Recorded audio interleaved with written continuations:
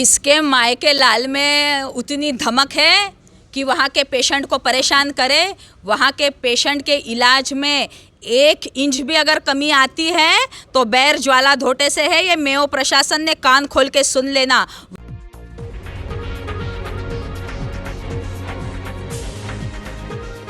नमस्कार आदाब, आप देख रहे हैं इंडिया फैक्ट न्यूज़। मैं नावेद आदमी और आज हमारे साथ जुड़ चुकी है ज्वाला मैम, जो कि अपने नाम की तरह ही ज्वाला है। क्योंकि मेवा हॉस्पिटल में पिछले 2 दिन पहले इन्होंने काफ़ी हल्ला बोल की हैं और उसका नतीजा भी आज सामने आया। उसी संबंध में आज उन्होंने प्रेस क्लब में एक प्रेस वार्ता रखी है। क्या था पूरा मामला जानते। मैम, आज जो ये प्रेस वार्ता आपने रखे हैं, क्या ज़रूरत आन पड़ी प्रेस वार्ता रखने की? हमारा भारत देश ये गरीबी में पलता है और गरीबों में पलता है। 70% हमारे देश की जनता ये गरीब जनता है। गरीब वर्ग को, गरीब जनता को भी अच्छे दर्जे का इलाज प्राप्त हो, अच्छे दर्जे की ट्रीटमेंट प्राप्त हो, इसलिए महाराष्ट्र गवर्नमेंट और स्टेट गवर्नमेंट करोड़ों रुपए खर्च करके सरकारी अस्पताल प्रस्तापित करते हैं। नागपुर का मेयो अस्पताल, यहाँ पे सिर्फ विदर्भ के ही पेशेंट नहीं मगर आजू बाजू के जो स्टेट्स है, छत्तीसगढ़ हो गया, तेलंगाना हो गया, मध्य प्रदेश हो गया, मराठवाड़े के भी बहुत से पेशेंट इधर इलाज के लिए आते हैं। आपको मैं बता दूं आज़मी साहब कि 77 करोड़ रुपए खर्च करके 77 करोड़ रुपीस खर्च करके मेयो हॉस्पिटल का सर्जिकल कॉम्प्लेक्स महाराष्ट्र गवर्नमेंट ने प्रस्तापित किया और सुसज्ज ऐसा कॉम्प्लेक्स वहाँ पे बनाया, यानी गरीबों को भी अच्छे दर्जे का और अच्छे ट्रीटमेंट वहाँ पे प्राप्त हो। मगर मैं आपको बताती हूँ कि जो फर्स्ट एड की जो ट्रीटमेंट रहती है, NS की saline, which is mandatory to all government hospitals to provide NS saline at free of cost as a first aid treatment, प्रथम उपचार के लिए। आप अगर कोई जानवर के ढोर के दवाखाने में भी अगर आज़मी साहब गए ना, तो आपको पता चलेगा कि उधर भी कचरे जैसी इतनी मुबलक अमाउंट में वहाँ पे NS गिरी रहती है। मगर इतना बड़ा हॉस्पिटल जहाँ पे करोड़ों रुपए का महाराष्ट्र गवर्नमेंट और सेंट्रल गवर्नमेंट की दवाइयाँ आती है, पैसा आता है, फंड आता है, उधर सादी NS की सलाइन की बोतल उपलब्ध नहीं है। वहाँ पे मेयो हॉस्पिटल में अलग अलग डिपार्टमेंट की अलग अलग पैथोलॉजी है, अलग अलग पैथोलॉजी है, ताकि जो टेस्ट है, ब्लड टेस्ट है, वो सब अच्छी तरीके से गरीबों की कम से कम पैसे में और बहुत से फ्री ऑफ कॉस्ट में वहाँ पे टेस्ट हो पाए। और जो कुछ टेस्ट वहाँ पे नहीं होते हैं तो गवर्नमेंट के मेडिकल कमेटी कुछ अपॉइंट करती है पैथोलॉजी वालों को, वो अलाउड करती है कि ये टेस्ट हमारे पास नहीं होते तो गवर्नमेंट के रिकमेंडेशन पे वो पैथोलॉजी वाले आकर ब्लड सैंपल ले जाते हैं। मगर अगर आपने मेयो हॉस्पिटल का चक्कर लगाए, वहाँ का अगर फेरा मारे, तो आपको पता चलेगा कि ये जो प्राइवेट पैथोलॉजिस्ट है वो दलाल जैसे वहाँ पे घूम रहे हैं।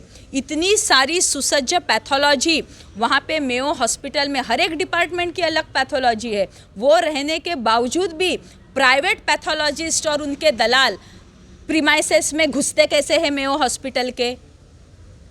हॉस्पिटल के प्रीमाइसेस में प्राइवेट पैथोलॉजी वाले घुसते कैसे हैं? इसको कौन जिम्मेदार है? Doctors profession is the most noble profession. ये विश्व का सबसे महान पेशा है, डॉक्टर का पेशा। अगर ऐसे गोरख धंधों में डॉक्टर का नाम आता है, नर्स को हम सिस्टर बोलते हैं, सिस्टर यानी बहन, अगर बहन ऐसी गोरख धंधा में है जिनको हम भगवान का दर्जा देते हैं, डॉक्टर ऐसे गोरख धंधे में है, तो जो इसमें आरोपी है ये सभी लोगों को नागपुर के सेंट्रल जेल में भेजना चाहिए। इन पर कार्रवाई बाद में होंगी, इनकी चौकसी बाद में होंगी। जो कुछ भी वहाँ के डीन ने कमेटी गठित की है, वो कमेटी का जवाब तो जब आना है तब आएगा, मगर सबसे पहले जो दोषी है इन सबको नागपुर के सेंट्रल जेल में भेजना चाहिए। इनकी सही में जगह नागपुर सेंट्रल जेल है। मैम, आपने एक स्टिंग ऑपरेशन भी रिलीज़ किया है आज प्रेस कॉन्फ्रेंस में, वो क्या है, किसके द्वारा बनाया गया है और फूड एंड ड्रग्स डिपार्टमेंट पे भी आपने काफ़ी आरोप लगाए, उसके बारे में बताइए। देखिए, वहाँ पे जो स्टिंग ऑपरेशन हुआ, जो लोग पीड़ित है, जो लोग ये दवाई के रैकेट से पीड़ित है, जो फार्मासिस्ट लोग जिनके दुकानदारी बंद होने को आ गई है, जो ईमानदारी से अपनी दुकानदारी करते हैं, जो फार्मेसी वाले ईमानदारी से अपनी दुकानदारी चलाते हैं, उनके दुकानदारी बंद होने के कगार पे आ गई है, क्योंकि ऐसे चोर लोग वहाँ पे कार्यरत हो गए हैं। पेशेंट लोगों को डॉक्टर लिख के देता है कि तुम ये पैथोलॉजी वाले से ट्रीटमेंट अपनी ब्लड टेस्ट कराओ, ये फार्मेसी वाले से दवाई लेकर आओ, तो वही लोग दलाल अंदर आके पेशेंट के रिश्तेदारों को पैसे देकर दवाइयाँ देते हैं। और जो ईमानदारी से बाहर बैठे हैं, जिनकी बाहर मेडिसिन की शॉप है, उनकी तो दुकानदारी बंद होने पे आ गई, उन पे तो भूखे मरने की नौबत आएंगी। कुछ दिन बाद तो वो अपने दुकान की किस्त भी भर पाएंगे कि नहीं भर पाएंगे, ये भी एक बड़ा सवाल है। तो ये जो स्टिंग ऑपरेशन हुआ है, ये स्टिंग ऑपरेशन में बहुत से पत्रकार लोगों ने भी मदद की, कुछ फार्मासिस्ट लोगों ने भी मदद की, वहाँ के जो पेशेंट है, जो भुक्तभोगी है इन लोगों के, उन लोगों ने भी ये स्टिंग ऑपरेशन में मदद की।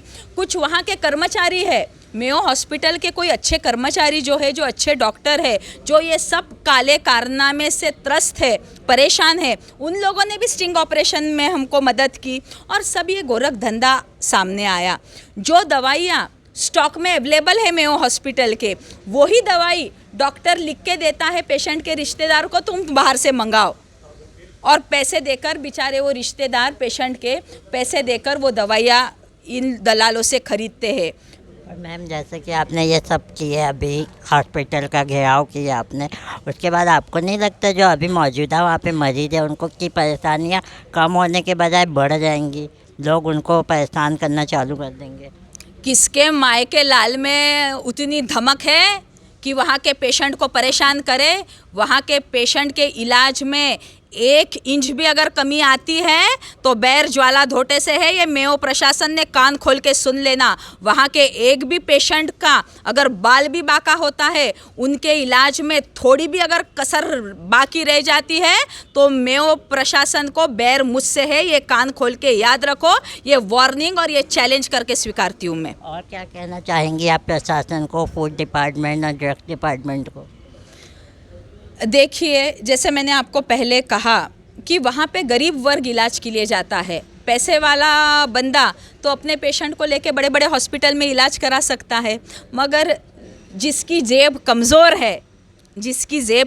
है, जो अपने प्रियजनों को अच्छे हॉस्पिटल में ट्रीटमेंट नहीं दे सकता है, बड़े बड़े 5 स्टार हॉस्पिटल में ट्रीटमेंट नहीं दे सकता है, वैसा गरीब वर्ग वहाँ पे इलाज के लिए अपने प्रियजन को लेके जाता है। वो क्या गार्डन नहीं है, वो क्या अम्यूज़मेंट पार्क नहीं है कि लोग उधर एन्जॉयमेंट के लिए जाते? जो हालात का मारा है, जो परिस्थिति का मारा है, जो दुखी है, वो वहाँ पे इलाज के लिए जाता है। और ऐसे लोगों की अगर प्रताड़ना मेयो प्रशासन से होती है, करोड़ों रुपए का सरकारी दवाई उधर उपलब्ध रहने के बावजूद भी खुद के कमीशन के लिए, खुद के प्रॉफिट के लिए वहाँ के कुछ गिने चुने डॉक्टर, कुछ नर्सेस और क्लास 3 और क्लास 4 के ये कर्मचारी ऐसा गोरख धंधा, काला बाजार दवाई का करते होंगे, तो आइंदा आपने याद रखना, अभी मेरी कड़ी नज़र मेयो के सभी ये हरकतों पे रहने वाली है।